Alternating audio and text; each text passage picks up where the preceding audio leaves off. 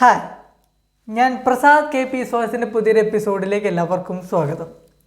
പലപ്പോഴും എൻ്റെ ഈ ഒരു ഏജ് ഗ്രൂപ്പുകാർ, പ്രത്യേകിച്ച് ഒരു 18 വയസ്സ് മുതൽ 28 വയസ്സ് വരെയുള്ള ആളുകൾ പരമാവധി പറഞ്ഞു കേട്ടിട്ടുള്ളൊരു പരാതിയാണ് ജീവിതത്തിന് മുകളിൽ അവർക്ക് നിയന്ത്രണം കിട്ടുന്നില്ല. അതായത് അവരുടെ ലൈഫ് കൺട്രോൾ ചെയ്യുന്ന അവരെല്ലാം എന്തൊക്കെയോ ബാഹ്യ ഘടകങ്ങളാണ്.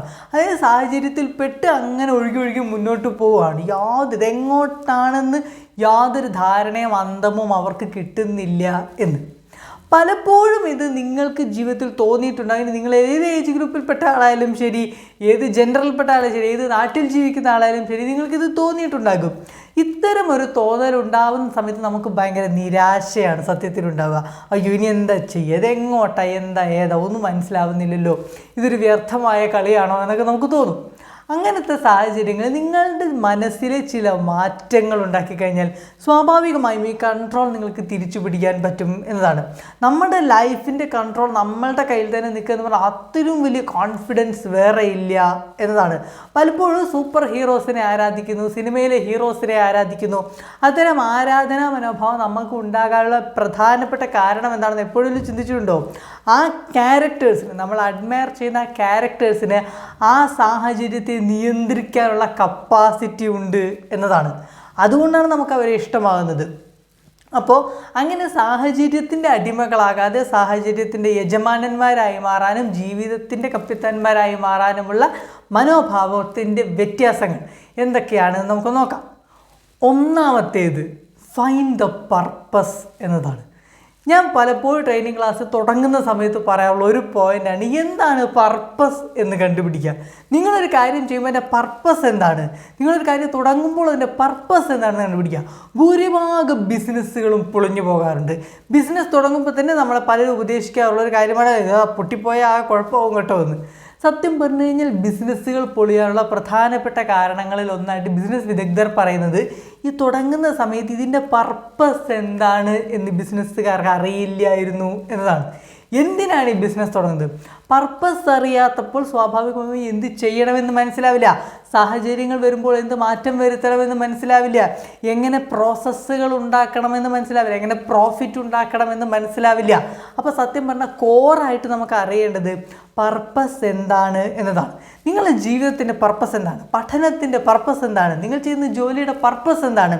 ആ ഒരു ചോദ്യത്തിന്, വൈ എന്ന ആ ചോദ്യത്തിൻ്റെ ഉത്തരം ആദ്യം ഒന്ന് ചിന്തിച്ചു നോക്കുക എന്നതാണ്. ആ പർപ്പസ് എന്താണെന്ന് ഡിഫൈൻ ചെയ്യുന്നതാണ് ഒന്നാമത്തെ കാര്യം. രണ്ടാമത്തെ കാര്യം എന്ന് പറയുന്നത് ടേക്ക് റെസ്പോൺസിബിലിറ്റീസ്, ഉത്തരവാദിത്വങ്ങൾ ഏറ്റെടുക്കുക. വലിയ ബുദ്ധിമുട്ടുള്ള കാര്യമാണ്, പ്രത്യേകിച്ച് നമ്മുടെ തോൽവികളുടെയും നമുക്ക് പറ്റിയ അബദ്ധങ്ങളുടെയും ഉത്തരവാദിത്വം ഏറ്റെടുക്കുക എന്നത്.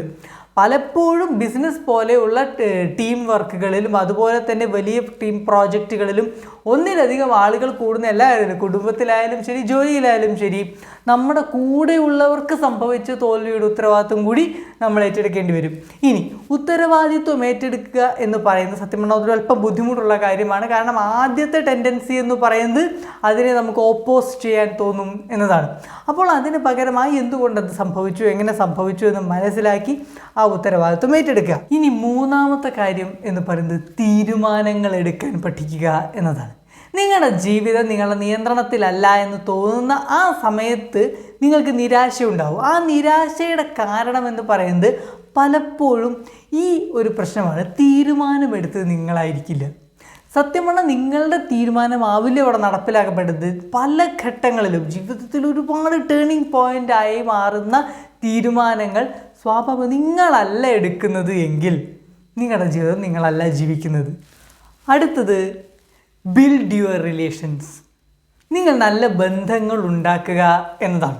നമ്മൾ പറയും ബിൽഡ് ദ ബ്രദർഹുഡ് എന്ന് പറയാറുണ്ട്. അതായത് നിങ്ങളുടെ കൂടെ വർക്ക് ചെയ്യുന്ന ആൾക്കാർ, നിങ്ങളുടെ അതേ ലക്ഷ്യമുള്ള ആളുകൾ, നിങ്ങളുടെ അതേ കാഴ്ചപ്പാടുള്ള ആളുകൾ, നിങ്ങളുടെ അതേ വിഷൻസ് ഉള്ള ആളുകൾ, ഇങ്ങനെയുള്ള ആളുകൾ പരിചയപ്പെടുമ്പോൾ ആ ഒരു ബന്ധം എപ്പോഴും കൊണ്ടു നടക്കാം.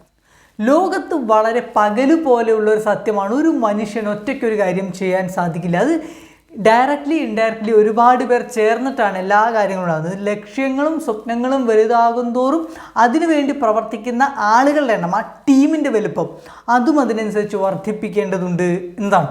അപ്പോൾ അങ്ങനെ നമ്മൾ ചിന്തിക്കുമ്പോൾ നിങ്ങളുടേതായ ഒരു ടീം, നിങ്ങളുടേതായ ആളുകൾ, നിങ്ങളുടേതായ ആ ഒരു ലക്ഷ്യത്തിൽ ഉറച്ചു വിശ്വസിക്കുന്ന ആ ഒരു ആശയത്തോട് ഒട്ടി നിൽക്കുന്ന ആളുകളുടെ ഒരു സംഘം ഉണ്ടാവേണ്ടത് എന്നും അത്യാവശ്യമാണ് എന്നതാണ്. അപ്പോൾ അതിനനുസരിച്ച് ഒരു ബ്രദർഹുഡ്, ഒരു ബിൽഡപ്പ് നിങ്ങൾ ഉണ്ടാക്കിയെടുക്കുക എന്നാണ്. അതിന് ബോധപൂർവം നമ്മൾ ശ്രമിക്കേണ്ടതില്ല. അത്തരം റിലേഷൻസിനെ തകർക്കാതിരുന്നാൽ മതി. അതായത് ഫ്രണ്ട്ഷിപ്പ് ഉണ്ടാകുമ്പോൾ അതിനെ തകർക്കാതിരിക്കുക, ആളുകൾ വരുമ്പോൾ റിജക്റ്റ് ചെയ്യാതിരിക്കുക. അങ്ങനെ അതിനെ ഒരു സെൽഫ് സഫിഷ്യൻ്റായി നമ്മൾ നിന്നാൽ മറ്റുള്ളവരെയും നമുക്കൊപ്പം കൊണ്ടുപോകാൻ സാധിക്കും എന്നതാണ്. പലപ്പോഴും റിലേഷൻഷിപ്പുകളിൽ വിള്ളൽ വരാനുള്ള പ്രധാനപ്പെട്ട കാര്യം നമ്മൾ ഇൻസഫിഷ്യൻ്റ് ആണ് എന്നതാണ്. അവർ ഇൻസഫിഷ്യൻ്റ് ആണെന്നുള്ളതായിരിക്കില്ല, നമ്മൾ ഇൻസഫിഷ്യൻ്റ് ആണ്. അതായിരിക്കും ഭൂരിഭാഗ കാര്യങ്ങളും യുക്തിപരമായി ചിന്തിച്ചാൽ നിങ്ങൾക്ക് കിട്ടുന്ന ഉത്തരം. അപ്പോൾ ആ ഒരു ലെവലിൽ ചിന്തിച്ച് ആ ഒരു ബ്രദർഹുഡ് ഉണ്ടാക്കിയെടുക്കുക എന്നതാണ് അടുത്ത കാര്യം. ഇനി അടുത്തത് ബി ദ പ്രോബ്ലം സോൾവർ. നമ്മൾ കുറ്റപ്പെടുത്തിക്കൊണ്ടിരുന്നിട്ട് യാതൊരു കാര്യമില്ല. ഒരുപാട് പേർ, പ്രത്യേകിച്ച് സോഷ്യൽ മീഡിയയുടെ ഏറ്റവും വലിയൊരു നെഗറ്റീവ് സൈഡാണ് കുറ്റം പറയാൻ വേണ്ടിയിട്ടുണ്ട് ആൾക്കാർ അധികം ഉപയോഗിക്കുക. സർക്കാരിനെ കുറ്റം പറയുന്നു, സിസ്റ്റങ്ങളെ കുറ്റം പറയുന്നു, രാജ്യങ്ങളെ കുറ്റം പറയുന്നു, കാഴ്ചപ്പാടുകളെ കുറ്റം പറയുന്നു, ആശയങ്ങളെ കുറ്റം പറയുന്നു, കുറ്റം പറഞ്ഞുകൊണ്ടേയിരിക്കുക. കുറ്റം കണ്ടുപിടിക്കുന്നതിൻ്റെ പർപ്പസ് എന്ന് പറയുന്നത് സോൾവ് ചെയ്യുക എന്നാണ്. ഞാൻ നേരത്തെ പറഞ്ഞല്ലോ, പർപ്പസ്ഫുള്ളായിട്ട് ചിന്തിക്കുക. അപ്പോൾ സത്യം പറഞ്ഞു കഴിഞ്ഞാൽ നിങ്ങൾ എന്തിനാണ് കുറ്റം കണ്ടുപിടിക്കുന്നത്? അത് സോൾവ് ചെയ്യാൻ വേണ്ടിയിട്ട്. അപ്പോൾ don't focus on the problems, B the solution. അതിൻ്റെ സൊല്യൂഷൻ കണ്ടുപിടിക്കുക. ഒരു കാഴ്ചപ്പാടിലൊരു പ്രശ്നമുണ്ടെന്ന് കണ്ടാൽ അതെങ്ങനെ സോൾവ് ചെയ്യാം, ഒരു വ്യക്തിയിലൊരു പ്രശ്നമുണ്ടെന്ന് കണ്ടാൽ അതെങ്ങനെ സോൾവ് ചെയ്യാം, ഒരു ആശയത്തിൽ ഒരു പ്രശ്നമുണ്ടെന്ന് കണ്ടാൽ അതെങ്ങനെ സോൾവ് ചെയ്യാം. അങ്ങനത്തെ സൊല്യൂഷൻസ് മുന്നോട്ട് വയ്ക്കുക എന്നതാണ്.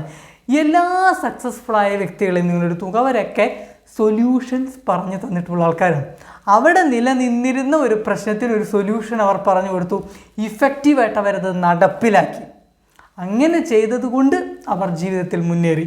അത്തരം പ്രോബ്ലം സോൾവേഴ്സിനെയാണ് വേൾഡിന് ആവശ്യം എന്നതാണ്. ഈ ഒരു ലെവലിൽ നിങ്ങൾ ജീവിതത്തിൽ ഒരു മാറ്റമുണ്ടാക്കിയാൽ, കാഴ്ചപ്പാടുകൾ വ്യത്യാസമുണ്ടാക്കിയാൽ, മനോഭാവത്തിൽ വ്യത്യാസമുണ്ടാക്കിയാൽ ജീവിതം തന്നെ മാറി മറിയാൻ നിങ്ങൾക്ക് കാണാൻ സാധിക്കും. കാരണം ഒരു സാഹചര്യം വരുമ്പോൾ ആ സാഹചര്യത്തെ മനസ്സിലാക്കി, അവിടുത്തെ പ്രശ്നത്തെ മനസ്സിലാക്കി, അതിനെ സോൾവ് ചെയ്യാനുള്ള വഴികൾ ചിന്തിച്ച് അതിനുവേണ്ടി തീരുമാനമെടുത്ത് ആ തീരുമാനത്തിൽ നിങ്ങൾക്കൊപ്പം നിൽക്കാൻ പോകുന്ന ആളുകളെ കൂടെ കൂട്ടി അവിടെ ആക്ഷൻ എടുക്കുമ്പോൾ നിങ്ങൾ ആ സാഹചര്യത്തെ തോൽപ്പിക്കുന്നു എന്നതാണ്. അങ്ങനെ ഒരു ജീവിതം പടുത്തുയർത്താൻ ഈ ഒരു ലെവലിൽ നിങ്ങൾ ചിന്തിച്ചു നോക്കിയാൽ മതി. പ്രിയപ്പെട്ടവർക്ക് വീഡിയോ ഇഷ്ടപ്പെട്ടാൽ ദയവായി മറ്റുള്ളവർക്ക് ഷെയർ ചെയ്യുക, വീഡിയോ ലൈക്ക് ചെയ്യുക, അതുപോലെ ചാനൽ സബ്സ്ക്രൈബ് ചെയ്യുക. Thank you so much.